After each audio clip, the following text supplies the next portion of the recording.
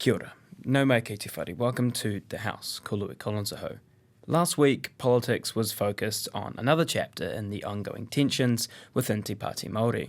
This week has been much the same, with the addition of the release of the report by the Independent Police Conduct Authority about former Police Deputy Commissioner Jevon McSkimming. While all this was dominating headlines, Parliament continued to consider legislation, with 4 government bills completing their legislative journeys this week. The first was the Medicines Amendment Bill, which seeks to increase the accessibility of medicines to New Zealanders. In charge of the bill is Associate Minister for Health, David Seymour, who in giving the bill a sort of farewell to the House, noted that it was a rare instance in which parties were all in agreement. This has been a collaborative effort. I note that the rule of 2 was campaigned on by all 3 coalition parties and so far has had support from every party in this Parliament. It's a very good example of how politicians can actually hear people's concerns in the community, formulate a solution, stay the course, implement it competently, and make New Zealand a better place to live, one step at a time. Also up for its third reading was the Land Transport Management Amendment Bill, which you probably know better as the Congestion Charging Bill. Like the Medicines Amendment Bill, it enjoyed relatively smooth sailing through the House. Today we take a decisive step forward in tackling congestion and modernising how we manage road use in New Zealand. The bill creates an enabling framework that can be used to establish a time of use charging scheme anywhere in the country that needs it. This legislation is not just about traffic, it's about time, productivity and the future of our cities. Thank you, Minister, for those words and for summing up what we agree is a very good bill, and Labor will be supporting it. The Green Party has had in its transport policy a point about investigating congestion pricing for at least 15 years, probably closer to 20. So we do support this bill.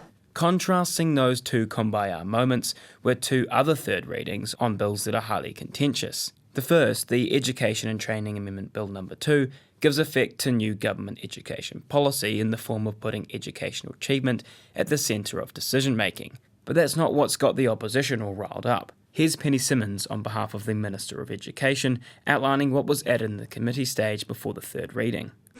During the Committee of the Whole House, the Minister for Education introduced an amendment paper that made further changes to Section 127.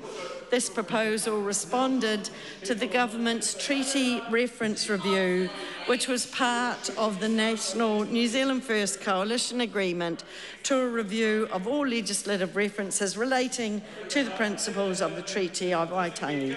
Here's what Labour's Willow Jim Prime had to say about those amendments. I'll point out for the chair of the Select Committee that this did not go through a full Select Committee process. The 2 amendment papers tabled by the Minister last week in the committee stage of this bill did not go through a Select Committee process, so the public did not have an opportunity to make submissions on the proposed changes to remove the section regarding Te Tiriti o Waitangi for boards or the changes to the Teaching Council. Minister Seymour had a second bill in his name receive a third reading this week, in the form of the Regulatory Standards Bill. This is probably the most contentious of the 4 bills this week to receive their third readings. It seeks to limit future lawmakers from introducing what Seymour considers as unnecessary red tape into legislation, prioritising private property rights. When getting up to speak, Seymour may have been pinching himself at seeing his brainchild finally get through its last hurdle in Parliament. It's been something ACT have been keen on for over a decade. So like ministers sometimes tend to do at third reading, he used his call as something of a victory lap. Politicians need to at least be open and honest about the impacts that they have on individuals when they pursue their goals. That is what we need to be doing in this Parliament. It is a movement towards a more civilised society. While Seymour celebrated its inevitable passage into law, the Greens' Tamitha Paul lamented it, comparing the ACT leader's bill to a cockroach. But the danger in this bill is not actually in how damaging it will be, although that is a real danger of it. The danger of this bill is how eye-wateringly boring and technical it is, so that most of the general public aren't necessarily paying attention to the consequences of this bill.